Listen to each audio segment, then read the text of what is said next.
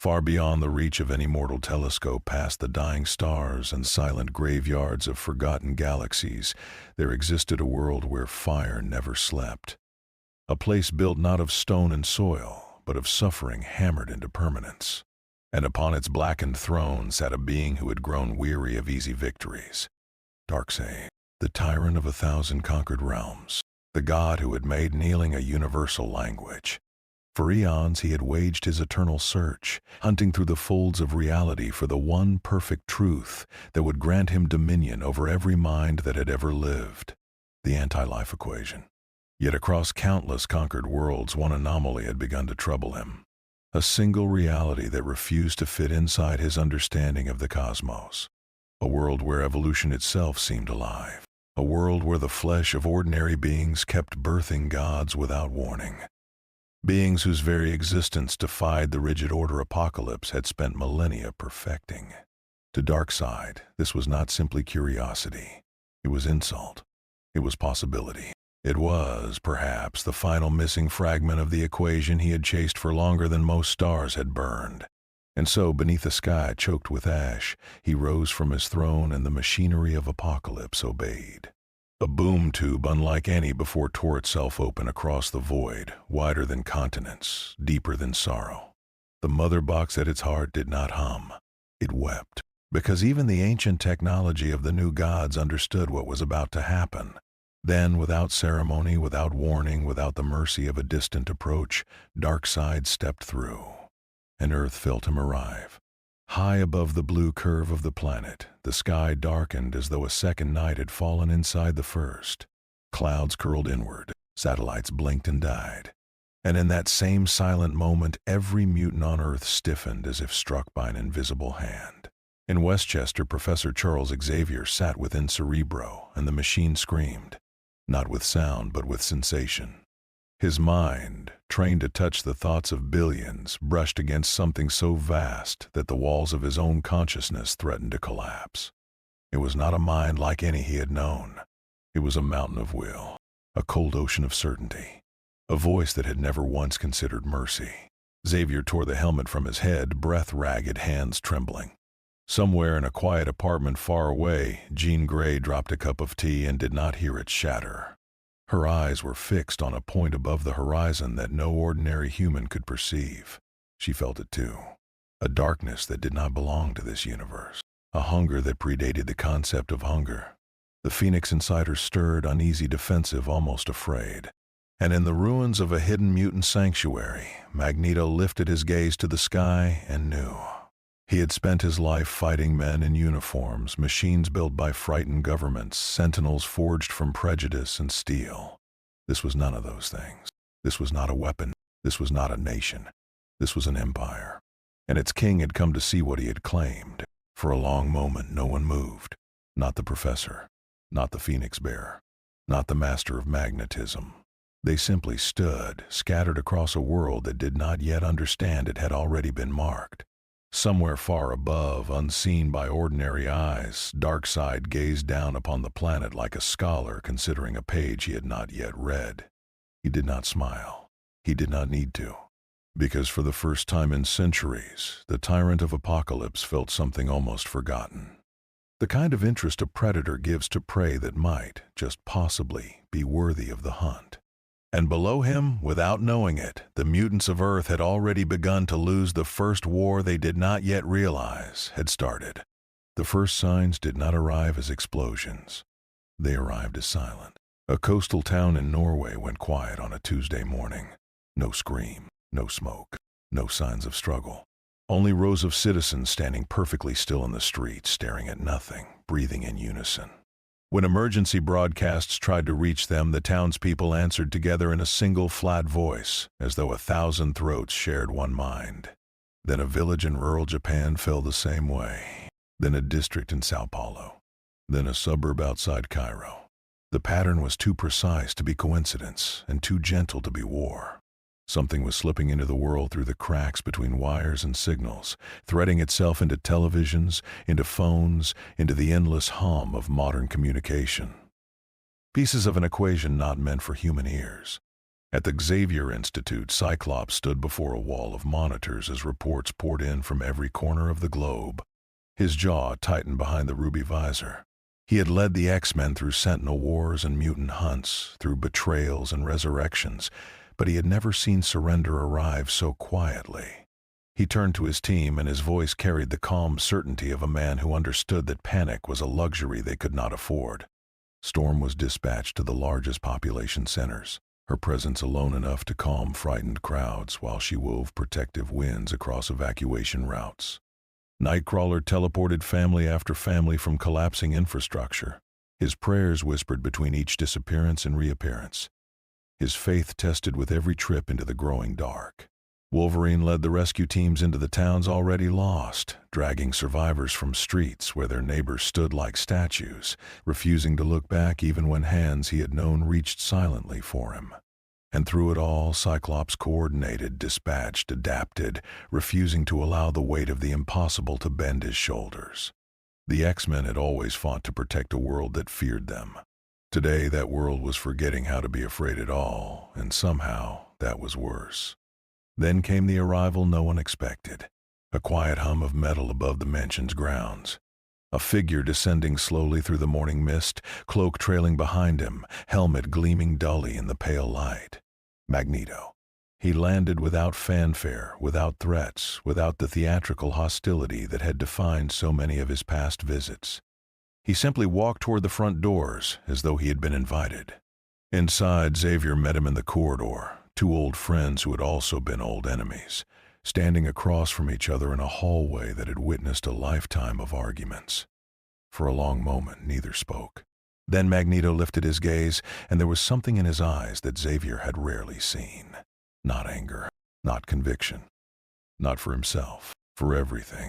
He told Xavier what he had already begun to understand. That whatever had entered their sky was not a mutant matter, not a human matter, not a matter of borders or blood or evolution. It was older than their quarrel and larger than their dream. And if it was not stopped, there would be no mutants left to liberate and no humans left to protect. Xavier extended his hand. Magneto looked at it for a long, quiet moment. Then he took it. It was not friendship. It was not forgiveness. It was something rarer. It was recognition. The recognition that the world they had spent their lives fighting over might soon belong to neither of them. Outside, the sky continued to darken in slow, deliberate stages, as if a curtain were being drawn across the sun by patient hands.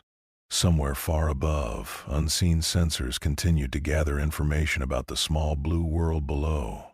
And within the walls of the Xavier Institute, for the first time in memory, the two greatest minds of mutantkind stood side by side, no longer certain who the enemy truly was, only certain that the enemy had already begun to win. Darkseid did not begin his conquest with armies. He began it with observation. From his silent perch above the earth, he studied mutantkind with the patience of a god who had seen 1,000 species rise and fall. What he saw fascinated him. He had assumed upon arrival that mutants were simply a variant of humanity, an evolutionary quirk born of radiation and chance. But the longer he watched, the more he understood. This was something else. This was creation itself refusing to hold still. Across the planet, the biology of ordinary beings kept birthing wonders. A child in Kenya who could speak to storms. A boy in Alaska whose shadow could think. A woman in Mumbai whose tears could heal wounds no medicine could touch. Every generation, without pattern, without permission, evolution produced beings capable of rivaling the gods of Apokolips themselves. Omega-level mutants. Beings whose potential frightened even him, not because of their power, but because of their unpredictability. Power he could counter. Chaos he could contain. But possibility was a weapon he could not measure. And so he changed his strategy. He would not destroy what he could bend. He would not shatter what he could shape. Somewhere in the belly of Apokolips, machines older than most stars began to hum, their whispers reaching across dimensions, seeking the mutants who carried the deepest wounds. The lonely ones, the rejected ones, the mutants who had been hunted by governments they had never harmed, feared by neighbors they had once called friends, exiled by parents who could not understand them. Darkseid's whispers found them in their darkest hours. He did not promise vengeance. He offered something more seductive. order. A world where their pain was recognized. A world where their power was celebrated. A world where no one would ever look at them with disgust again.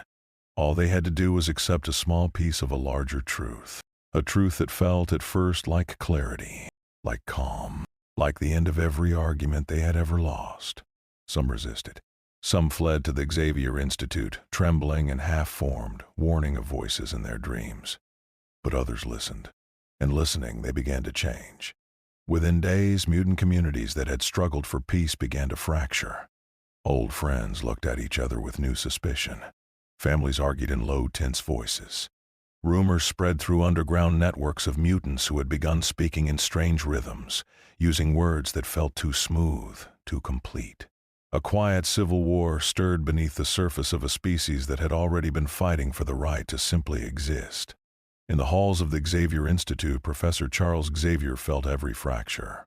He gathered his students, his colleagues, his allies, and spoke to them with the same calm patience he had always carried. He reminded them that freedom was never clean. That freedom had always come with the risk of choosing wrongly. That a world without mistakes was not a world at all, but a prison so gentle its inmates forgot they were caged.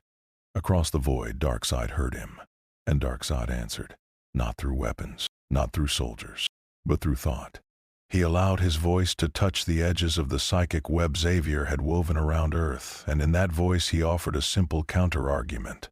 Free will, he said, was the reason worlds burned. Free will was why children starved.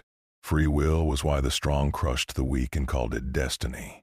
Remove the choice, he whispered, and you remove the suffering. Order was not the enemy of love. Order was love perfected. The debate that followed did not happen in courtrooms or on battlefields. It happened in the quiet minds of billions, human and mutant alike, as two philosophies wrestled for the soul of a species. And while that unseen war raged, something else began to stir. Deep within Jean Grey, in a place she had learned to guard with careful walls, the Phoenix began to dream, not in word, in images. Sons being born, sons being unmade, a great fire moving through the black, hunting something older than itself. Jean woke each night drenched in sweat, her fingertips trembling with heat she could not release. She said nothing to the others. Not yet. But she knew, with the certainty of a woman who had carried cosmic memory before, that the fire inside her had recognized the presence in the sky. And the fire was afraid. And when the Phoenix was afraid, the universe itself learned to hold its breath. The invasion did not begin. It arrived. There was no declaration, no ultimatum, no final warning delivered from the sky. One moment the world held its breath. The next, the heavens split open in 100 places at once, and through each wound in reality poured the armies of Apokolips. Boom tubes bloomed above New York, above Tokyo, above London, above Lagos, above cities whose names had never once appeared in the histories of Apokolips, but which would now be remembered forever in its archives of conquest. From those tiers in the sky came the parademons, waves upon waves of them, screeching creatures of leather and hate, their wings blotting out the sun in numbers that no camera could fully capture. And behind them came the machines. Great engines of subjugation shaped like cathedrals, dragging behind them chains meant not for bodies but for wills. The world looked to the sky, and the world understood, all at once, that no rescue was coming. No Justice League gathered on a distant satellite. No Avengers assembled from the shadows of a hidden tower. No cosmic knight, no armored genius, no thunder god, no sorcerer supreme. Only the X-Men. Only the ones the world had spent decades fearing. Only the ones the world had insisted it did not need. And they answered anyway. Cyclops stood at the front of the defense in Manhattan, his visor humming with restrained fury, his optic blasts carving paths through the descending swarms with a precision no soldier on Earth could match. He barked orders through comms that crackled with interference, holding lines that should have collapsed within minutes, refusing to let a single street fall while civilians still ran across it. Storm rose above the skyline of Cairo, her white hair wild in a wind of her own making, and she brought the sky itself down upon the invaders. Lightning fell in sheets. Hurricanes formed in seconds. Entire wings of parademons were torn from the air by tempests that had never existed in nature. For a brief, shining moment, the ancient goddess her people had once worshipped seemed real again.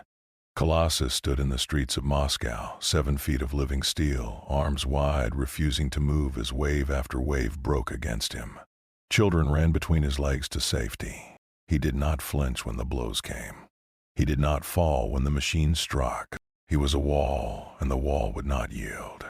Nightcrawler teleported through the burning streets of Berlin, in and out of collapsing buildings, whispering prayers between each flash of sulfur, carrying the elderly, the wounded, the frightened, one after another, until his lungs burned and his legs shook, and still he went back for more.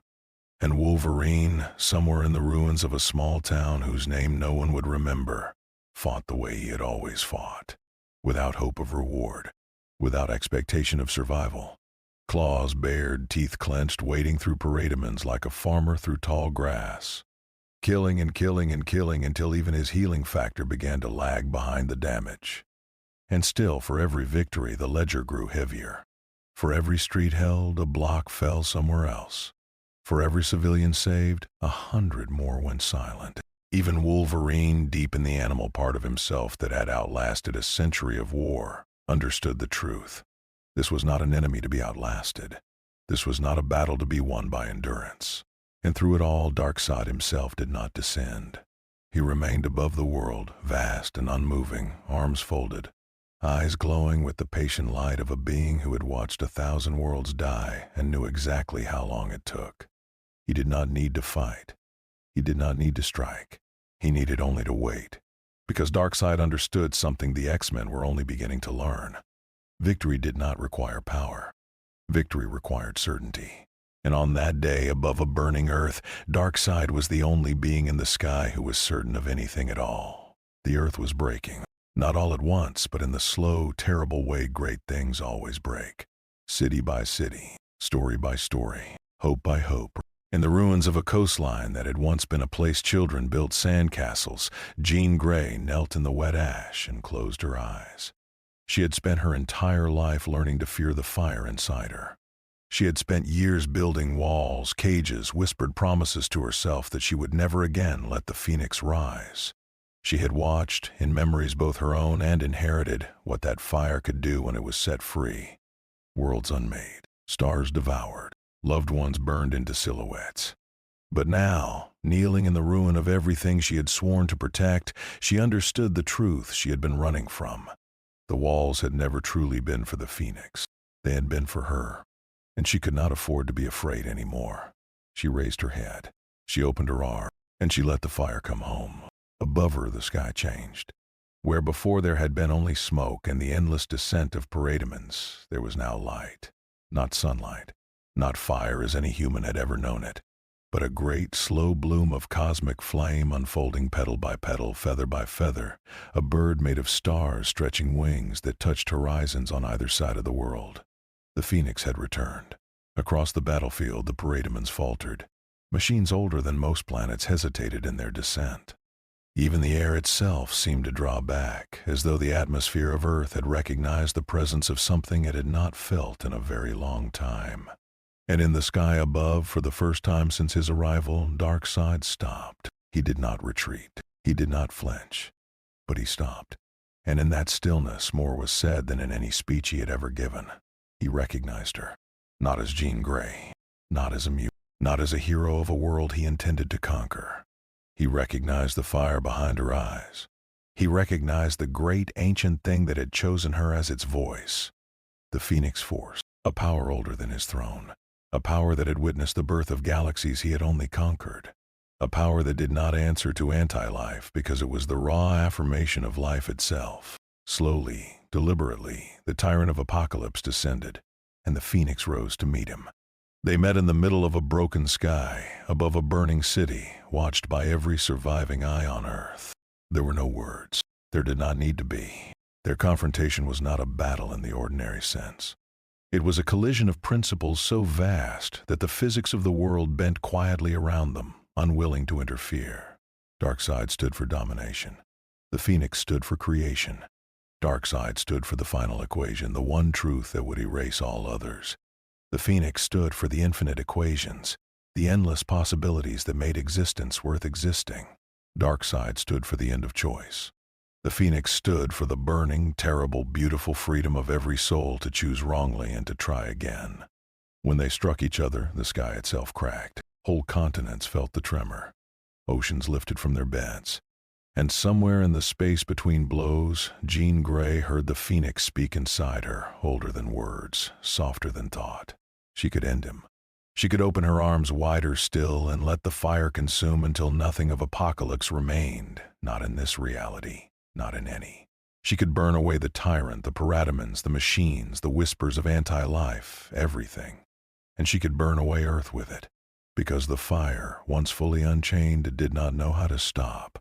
It only knew how to become. Jean Grey opened her eyes in the middle of the storm. She looked down at the small blue world beneath her feet. She saw Cyclops on a distant rooftop, exhausted, bloodied, still standing. She saw Storm holding a sky together with her bare hands. She saw children in shelters, clutching each other in the dark.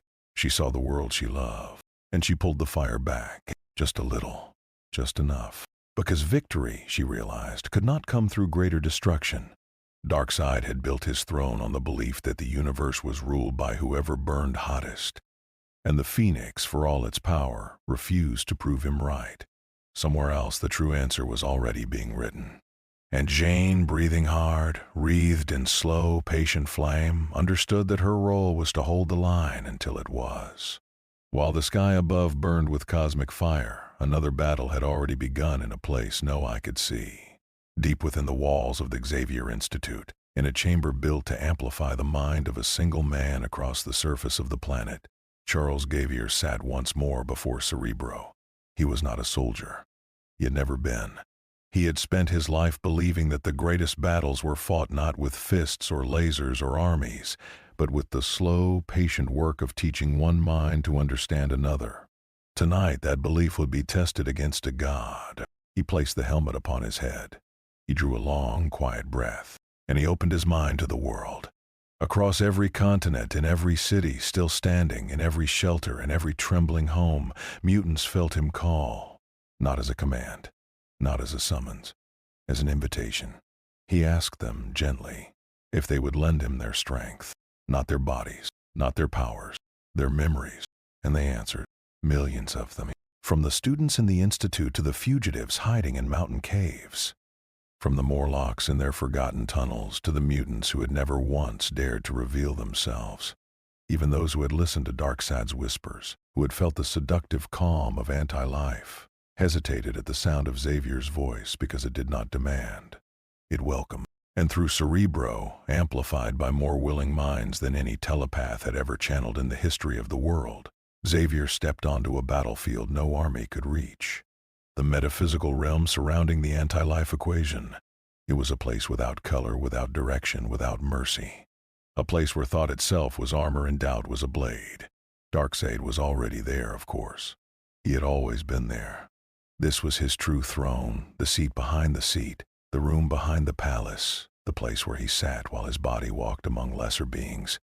When he saw Xavier arrive, he did not laugh. He did not sneer. He simply regarded the small, quiet man in the wheelchair with the mild curiosity of a mountain regarding a stream. He expected another failed attack. He had faced telepaths before. He had broken minds that considered themselves gods. He waited for Xavier to strike. Xavier did not strike. Instead, he opened the doors behind him. And through those doors came memories, not weapons. A grandmother in Warsaw who had hidden a stranger's child in her cellar during a war, though it might have cost her everything. A boy in Detroit who had given his last dollar to a man he did not know. A father and soul who had walked into a burning building to save a neighbor's dog because his daughter loved that dog. A mutant girl in Rio who had used her power for the first time to lift a bus off a stranger's leg, knowing the crowd would fear her afterward, and doing it anyway. Millions of memories, billions, small kindnesses, enormous sacrifices, first kisses, hands held in hospital rooms, laughter shared over meals that had cost more than a week's wages, freedom in all its ordinary, stubborn, magnificent forms. The anti-life equation which had spent eternity feeding on despair began to stutter.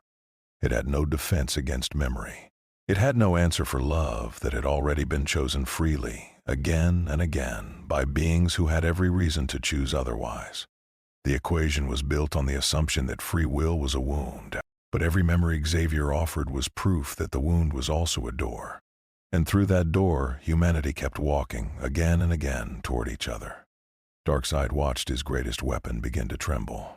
And for the first time in a span of years no mortal could count, he felt something he had almost forgotten how to name. Resistance. Not the resistance of soldiers. Not the resistance of armies. The resistance of a species that had been told to kneel and had decided quietly and stubbornly to remain standing. Xavier's voice, gentle and unbroken, moved through the metaphysical realm like sunrise across a long night. He did not shout. He did not gloat. He simply reminded humanity, mutant and human alike, of who they had always been beneath their fear. Somewhere far above the burning earth, Darkseid narrowed his eyes. And in the private silence of his ancient mind, the tyrant of Apokolips understood that this small blue world had just done something no world had ever done before. It had made him hesitate. When Darkseid withdrew, he did not flee. Gods do not flee. He simply turned, slowly, deliberately, and walked back toward the tear in the sky through which he had come. The parademons followed. The machines rose. The boom tubes bloomed one final time above the wounded cities of Earth, and one by one they closed. It was not defeat. Darkseid did not know defeat. It was calculation. He had come seeking a fragment of the anti-life equation, and he had found instead a world that refused to give it. He understood, in that cold and patient way of ancient tyrants, that continuing would cost him more than the prize was worth. And so he left, with a promise carried on the wind that only the mutants of Earth could hear. He would return. Not tomorrow, not next year. But one day, when the world had forgotten what it had done, when the memories had grown thin and the lessons had grown soft, he would come again. And he would see if the answer was still the same. Beneath him, the surviving X-Men lowered their weapons. Cyclops removed his visor for the briefest moment and closed his eyes. Storm let the wind settle. Nightcrawler sank to his knees in a quiet prayer of thanks. Wolverine simply sat down in the middle of a broken street and, for once, let himself breathe. In the ruins, humans and mutants stood side by side. They did not embrace. They did not weep together. Not yet. That would come later. For now they simply stood, exhausted and alive, and began, with trembling hands, to lift the first stones. Magneto found Xavier on the lawn of the Institute at sunset. He did not remove his helmet. He did not offer an apology. He simply stood beside the man in the wheelchair and watched the sky turn slowly, quietly back to its ordinary colors. After a long moment he spoke. He admitted in a voice barely louder than the breeze that Xavier's dream had accomplished what his own power never could. Xavier said nothing. He only smiled, tired and small and true. Far above, in a place only she could reach, Jean Grey folded the phoenix back into the quiet corner of her soul where it had always waited. She whispered to it gently that its work was done, and the fire, for the first time in a long time, agreed to sleep. Somewhere in the great silence that followed, a voice moved across the world, unheard by ears, felt only by those who had lived through the day. Darkseid had believed that the strongest force in existence was absolute control. He had believed that free will was a weakness to be corrected, and he had discovered on a small blue world at the edge of a forgotten galaxy that even gods cannot conquer a people who refuse quietly and stubbornly to surrender their freedom.